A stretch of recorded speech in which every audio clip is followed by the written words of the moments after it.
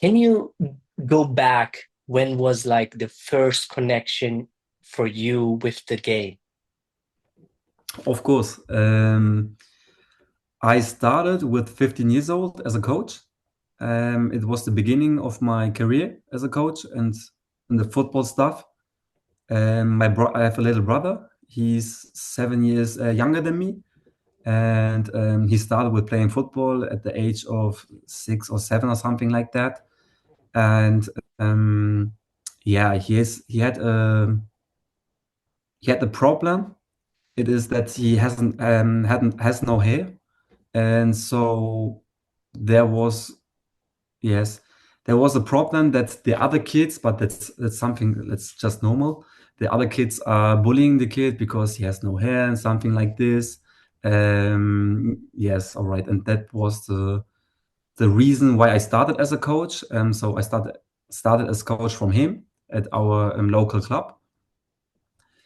And yes, so there was the intention to be coach was to protect him. That was the Mm. first reason. And after a few months and years, I did this with my little brother. And after, as I said, after years, we saw that he has potential. So he get better in football, and he make a big development. And yes, so there was also for me the point that I had fun with the coaching stuff. Before that, I was just there, to protect him. And yes, so that was the beginning of my career. And I need to say, my brother was a big, he was elemental for me. Without him, I wouldn't start as a coach. And yes, so we both trained also private in a one-on-one training. And yes, he get from time to time better. So it was the situation that other clubs wanted him. So he changed the team, the club, and I was still coach because, as I mentioned before, the fun and the passion was there. And after some years, I also changed my club to Waldhof Mannheim. If you know the club, it's Mm. in our area, one of the biggest clubs. Yes, and I was there for 2.5 years, and I coached there the under 10s, under 11s, and under 12 team. And sorry, under 13th team, not 12. And yes, this was till last year November. And since November till last month, I was free, because there was some differences between me and the club. And yes, before 1 month ago, there was the opportunity to start as a scout at the Football Club Karlsruhe, and that was the beginning of my scouting career. Nice. It's amazing to hear like that. First of all, you started to like the love of your brother, protecting him and going into, but finding a new love for the Yes. game and for the coaching. And before we heading on to the part now, for me, what is really interesting is like, how was your coaching experience? When was it for you the moment, this feeling, the adrenaline that kicks in and you say, wow, that's nice. Like being on the side and coaching the player development, which kind of situation you can remember in your head? I would say it's a good question. I would say I have two crucial memories. The first one was we had tournaments. It was normal in the young age with my little brother and as a coach, as I was the coach. So, and if you are in the tournaments, so you was also always the underdog. And as an underdog, it was very hard at the tournaments because there were bigger clubs. And it was the first time that we reached the final, but I have to say we lost the final. But it was a crucial and a memory that I will never forget because the adrenaline, the passion there, it was just amazing. And the kids were, I don't know, I think 8 or 9 years old, so they were little. But for me, it was something big at the moment.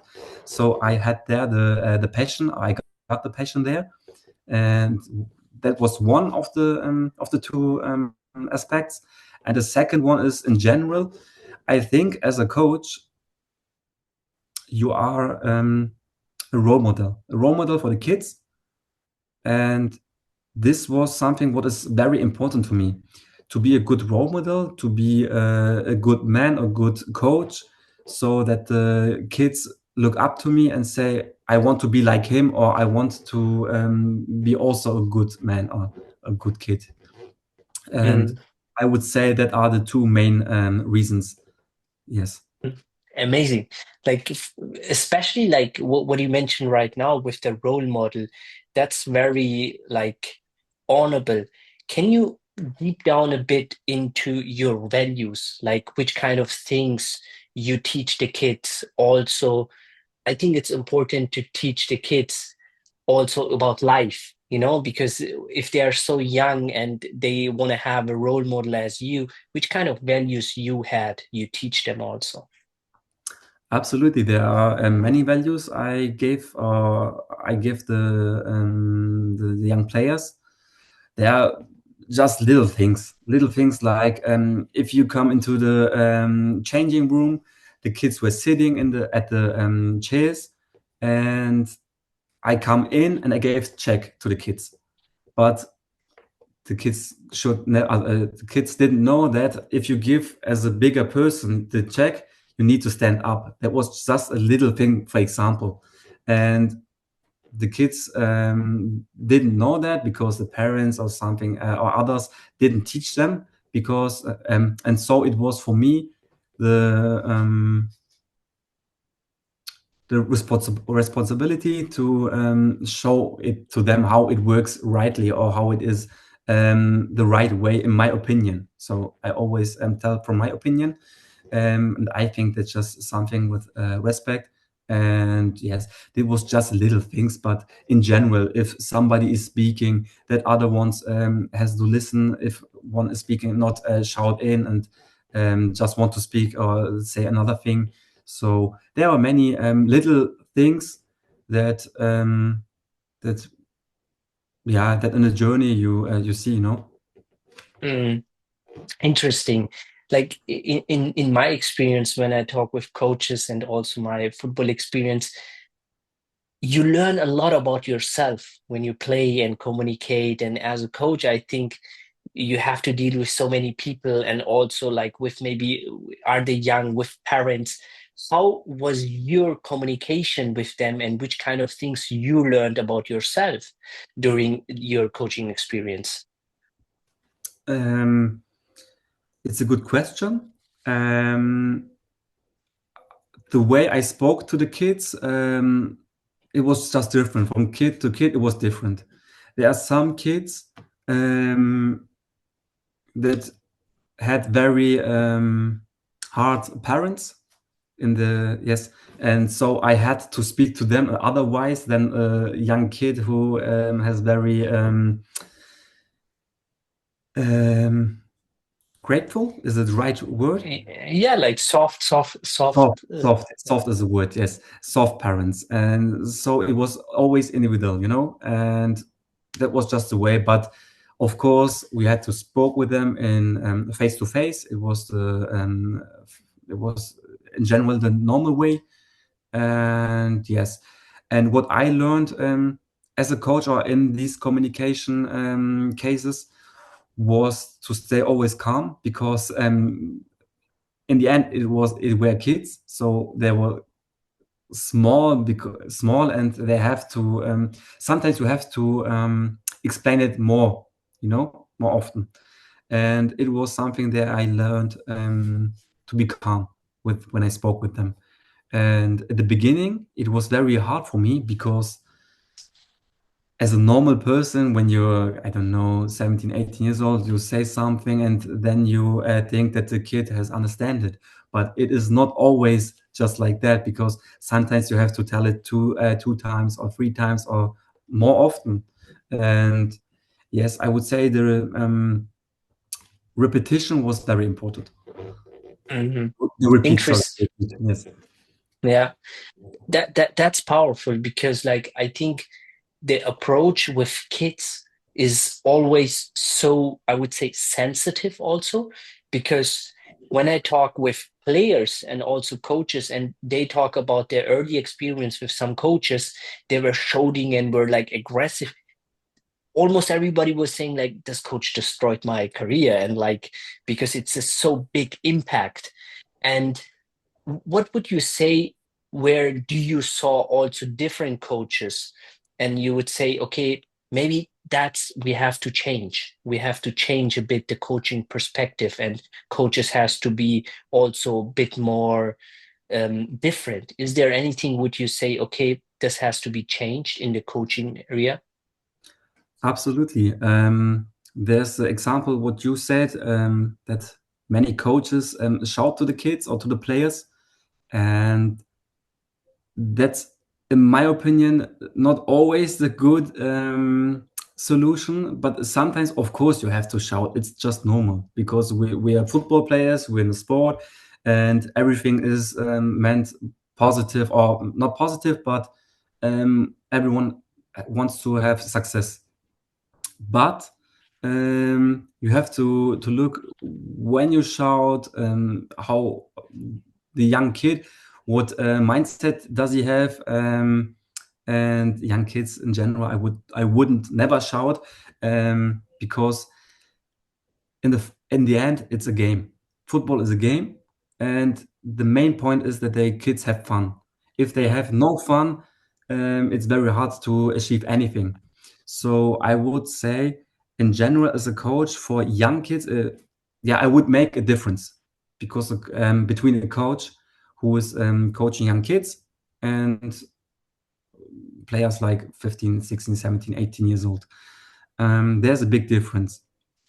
But I think it's very important to the kids. As I said, you have to repeat many times, and you have to speak or to show them in the right way.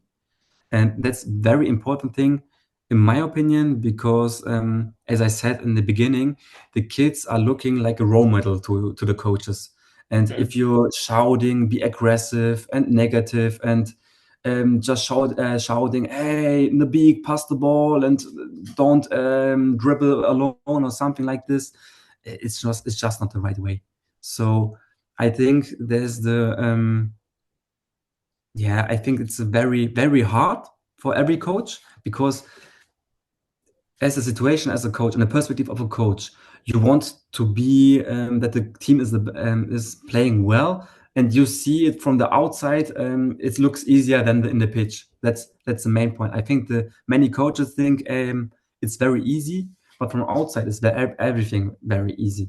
So if you playing for yourself on the pitch, it's more harder than it looks like from outside. mm. Yeah, that's a good point. What would you say regarding your experience as a coach, seeing like some players, they had a lot of talent, but maybe their parents were in between them, and like I think as a kids you have also like discussions with the parents, and which kind of experience do you have there? There I have also many experiences, um, but unfortunately negative experiences. Um, at the club Waldhof Mannheim, there are in my team, as I have to say it like that, in my team there were many parents uh, who made very much pressure to their kids, and this pressure was a negative thing, in my opinion, because the kids are under pressure, not at their maximum level without the pressure. So always, if they had an action in the game, they always looked at the right to their parents. What are they thinking? What they are saying and what they are shouting, or something like this. And so the concentration, the focus was not on the pitch. It was always outside. They were looking, was it good? Was it bad? What is my father thinking about the situation? And this is something what is a very important thing, in my opinion, because as a football coach, you are the main, or you are the person who have to say to the player, hey, this was good, this was not so good, and something like this. But if there are many different opinions, the father, the uncle, the mother, the brother, and who else, there are too many opinions. For example, I say as a coach, it was a good solution for which one you decided. The father says outside it was wrong. The brother says you have to make it like this. The uncle says this. So there are just too many opinions, and for kids, it's very difficult to analyze which one was the who said the right thing. So it's just okay. It's just too many opinions for the kids. So the parents are, in my opinion, to come back to the question, very crucial, because of course they have to say something what they saw outside. But first of all, not during the game. You can say that after the game, if you're going at home or if you're eating something after the game together.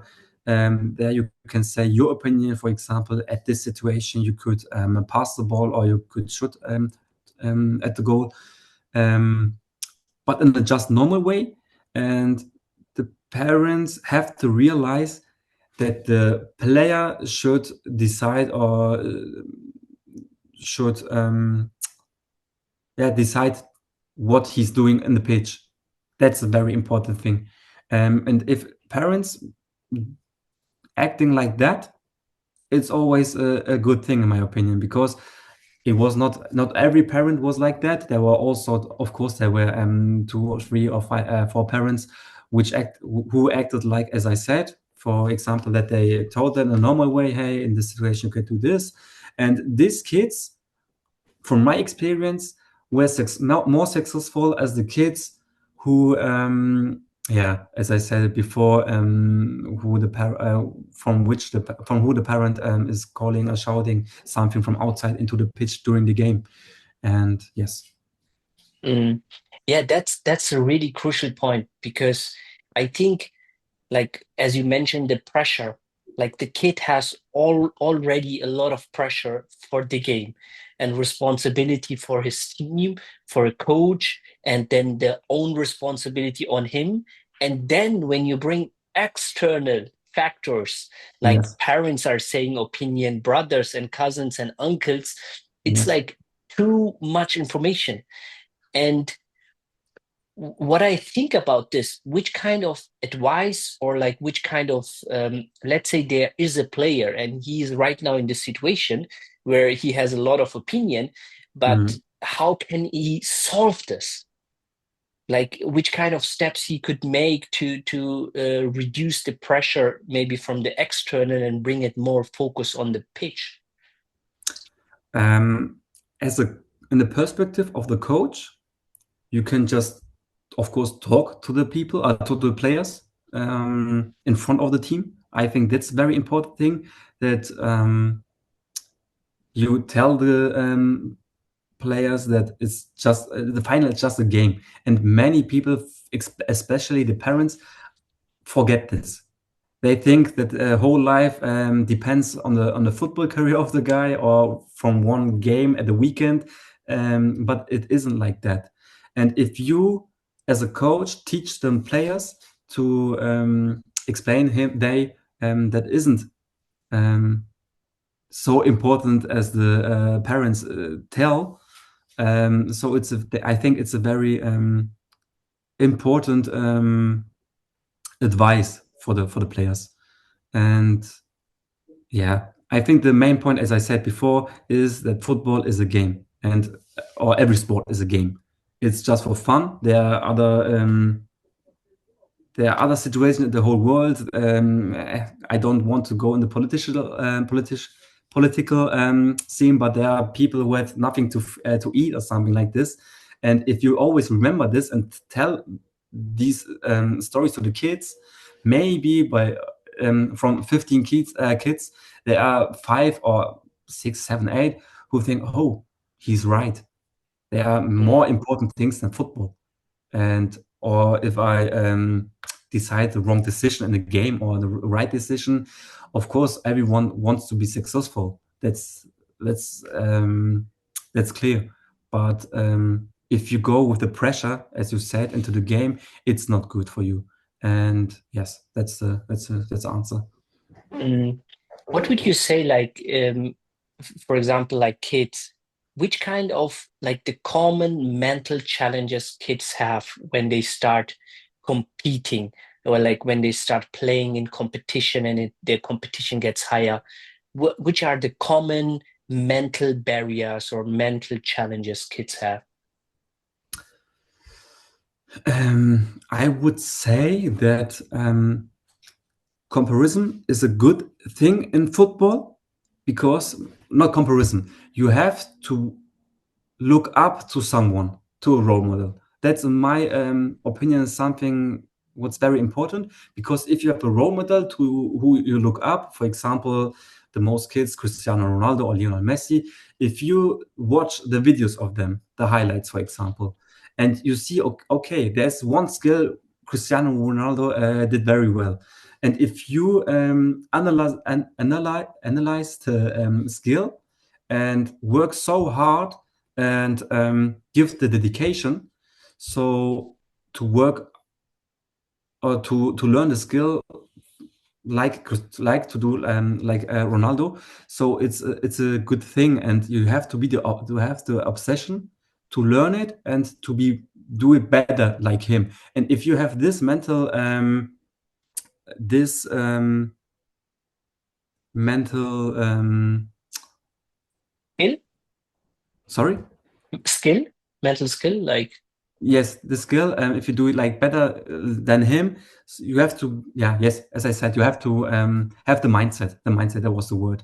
You have to the mm, mindset that you want to do the skill better than him or to learn it in the same level like him. If you have this mindset in every situation, it's a positive thing. Um, right. For example, in your team, you're an average player in your team, and you see, okay, there's one player who's better than me in different things. He shoot better than me. He pass better than me. He makes better skills than me. He's faster than me, and so on. So it's in your hands. You can work hard. You have enough time.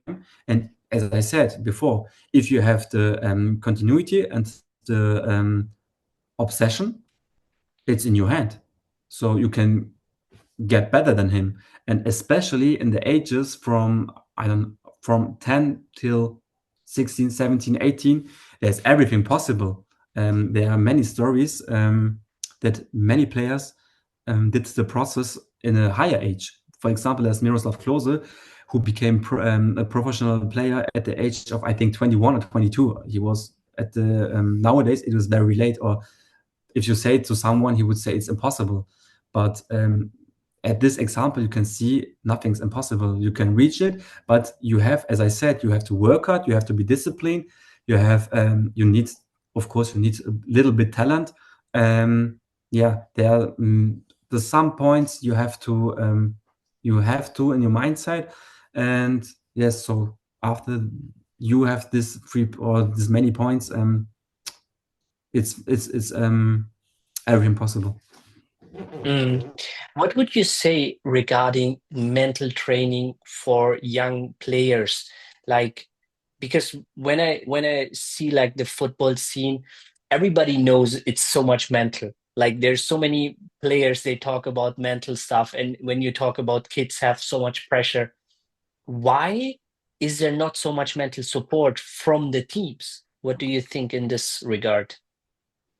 What do you mean with the question? Can you repeat that?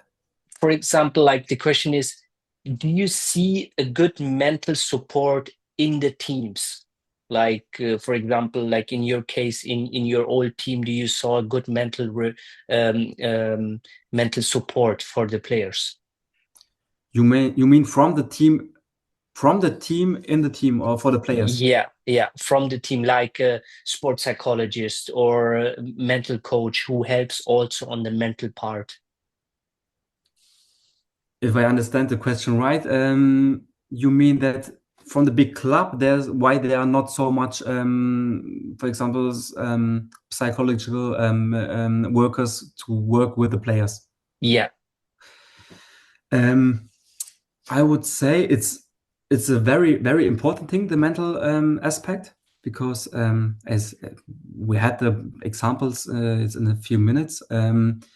But why we don't have that? It's a good question. I would say it's a thing about the money, because some clubs are thinking that it's expensive to have more workers in this area, or also I think there are many older people in the clubs who working there, and I think the older people, they don't know the topic of the mental or the mindset or the mental topics. So I would say that these are some points. Um, yes, but because they have the mindset from the past 20, 30, 40 years ago, and I can imagine that they think at the time before we also hadn't a mental work in the club. So why we should have now some worker? I would say Yeah, that, yeah. that makes sense.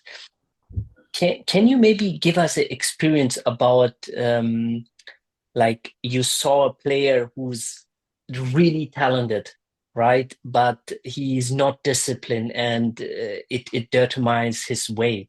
Like, did you have some experience where you saw, okay, this guy is really talented, but he don't put the work in?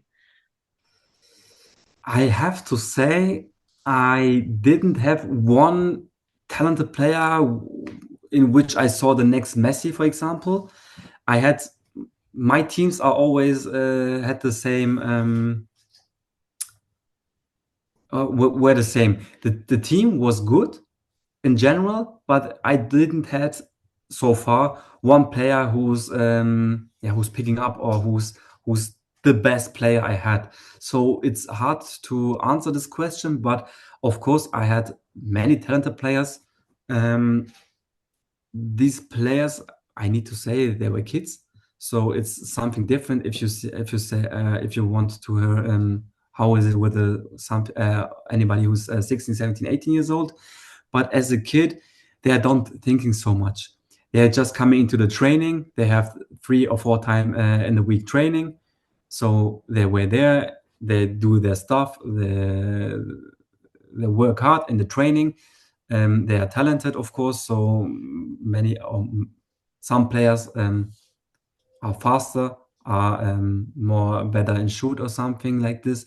They see that, of course, in training. But when they see this, that there are other players who are better in something, there were I had players who work extra, and if you do it extra, it's a thing that will push you in the future, of course. And you need to have the skill or the mindset that you have to do it extra. And if you have this, you can reach, in my opinion, a higher level. I saw it from my little brother. He was in the when he was 11 or 12 years old, he was a bit bigger, yeah. And of course I saw it as a big brother, and I saw the problem, and I also had a solution for the problem. And so we worked, well, we trained more often. We had a plan for the eating, and it was in the vacation of summer. So we had 6 weeks. In this 6 weeks, we did it every week, every day. And after the 6 weeks, he was from the mental part another guy. And Mm, this is the mindset I think you have. You have to have in your mindset, because there are many football players. If you look outside, I think every second guy is playing football, and everyone wants to be a professional player. So you have to do things extra, and you have to analyze which things or which parts you have to work, and which parts you have to improve. For example, there are many players who have one strong foot and one weak foot, and the weak foot is something what is getting better after training. For example, there's Ousmane Dembele. Dembele is have two strong foots. And in an interview I saw or I heard that he worked as I when he get the or when he wait, how can I say it? As he was at the point that other people say, "Oh, your right foot is good enough." He Mm, came to the solution. Okay, now I have to improve my left foot, and I think he's the best role model at this case because, as I said, he did it extra, and now you can see where he is. He's at the Paris Saint-Germain, one of the best players of the world, and a potential winner of the Ballon d'Or. So if you have this mindset in every situation, um, yeah, you can reach a lot. mm. Yeah, that's a strong message. What would you say, how important is self-belief for a player to reach the next level or to reach the pro? How important is self-belief? I would say it's very important. Also, for example, I watch many videos from Ronaldo. Ronaldo is, in my opinion, one of he's a role model from this point. He said in the interview, he's after another player was it from Ronaldo, the Ronaldo player from the club said after every game, Ronaldo was in front of the mirror and said, "I'm the best. I'm the best player in the world. I'm the best player on the pitch. I will score today."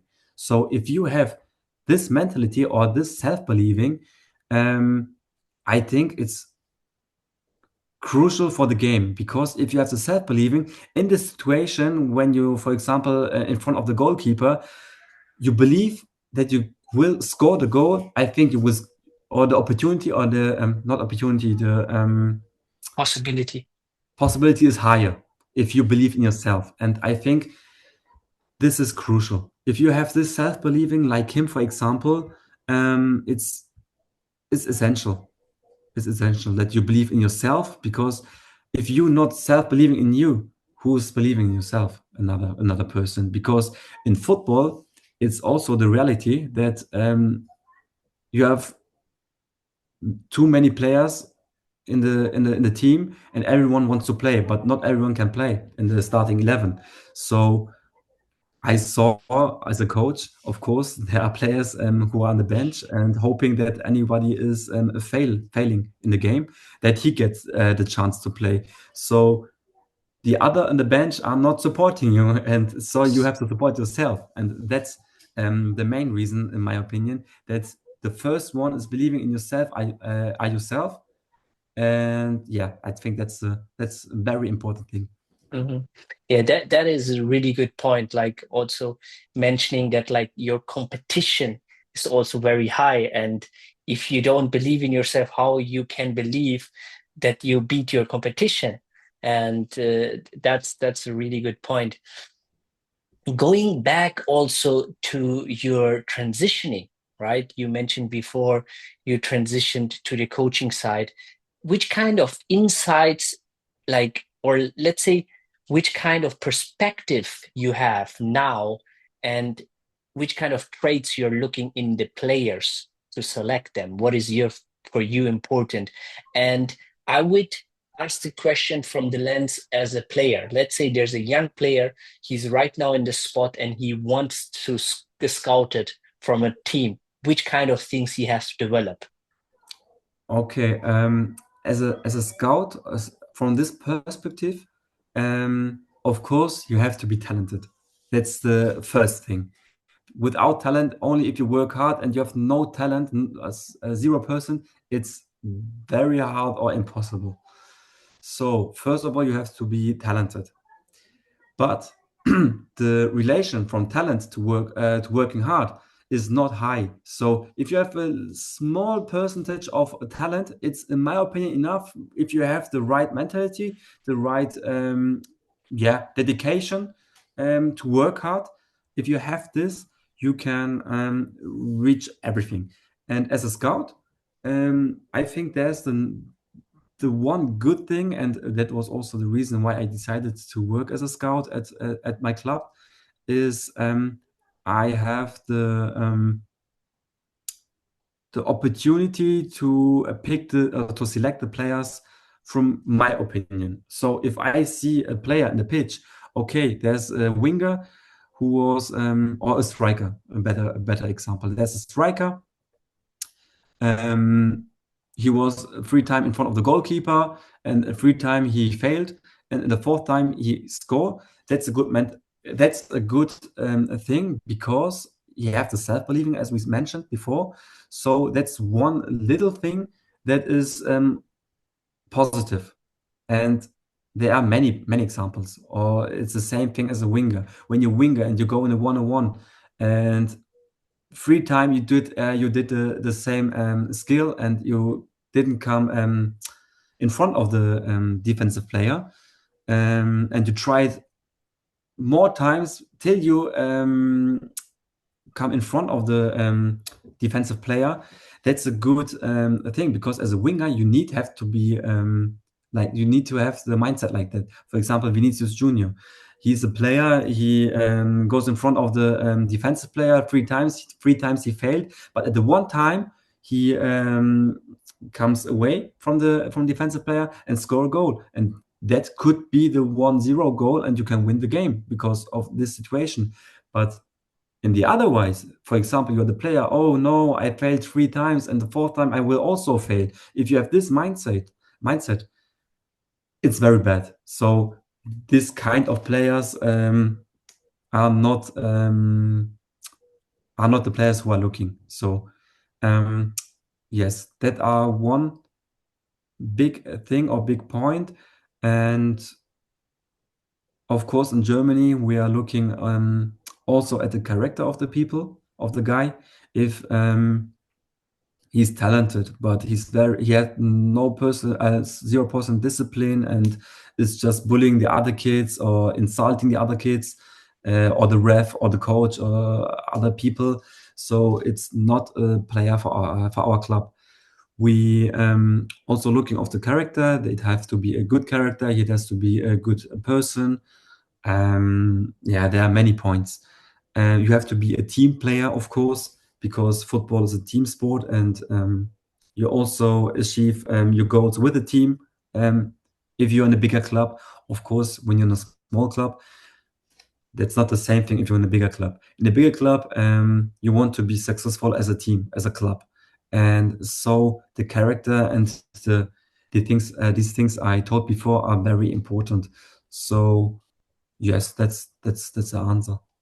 Mm, yeah, that makes sense. Like it's interesting because I had the opportunity to talk with one of the Real Madrid scouts, and Mhm. he was saying like the similar thing what you're saying, like regarding the mistakes. He was saying that like players are always making mistakes, but we are looking at the reaction. How is the player reacting after the mistakes? Does he try it again? He fails. Does he try it again? He's like, that's the kind of personality we want to have because mistakes are normal. And if you don't fear the mistakes, you will learn and you will get better. Absolutely, because I always I told it to my players as a coach. Also, players like Ronaldo, Messi, or the new generation, Haaland, Bellingham, or the other players, Mbappe. Every player makes mistakes, so it's just normal. If Haaland is in front of the goalkeeper 10 times, I think he will not score 10 times. There are also 1 or 2 or 3 times he will not score. But as you said, the reaction is important, and how you or what you learn from the situation when you did the mistake. For example, if you analyze,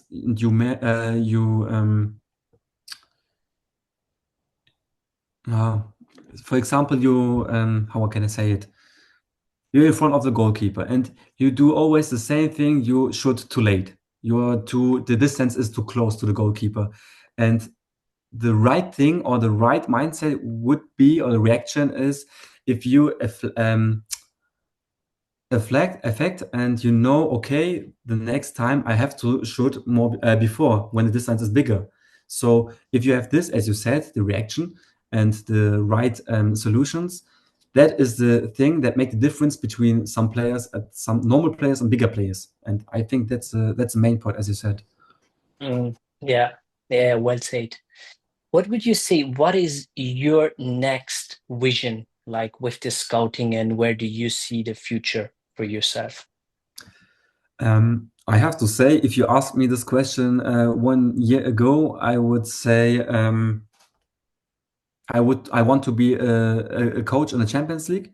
So my goal was from the beginning, not from the beginning, but when I changed my club, I had big visions. I had big goals. I wanted to coach a Champions League team in the future. Of course, I know there are some steps I need to go, and I have to learn also many things.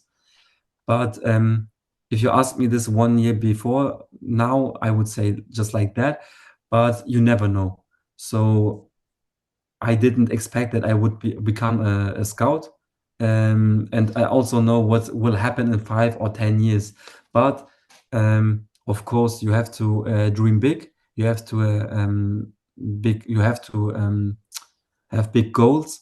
And if you have the highest dreams, highest visions, um, the the possibility is higher that you reach or achieve these goals. And I would say I will just work. I also work hard as a coach and a scout. I want to do my job so well as it possible. And yeah, I will see. I will see. I don't know, but as I said, um, I also want to come to bigger or higher levels.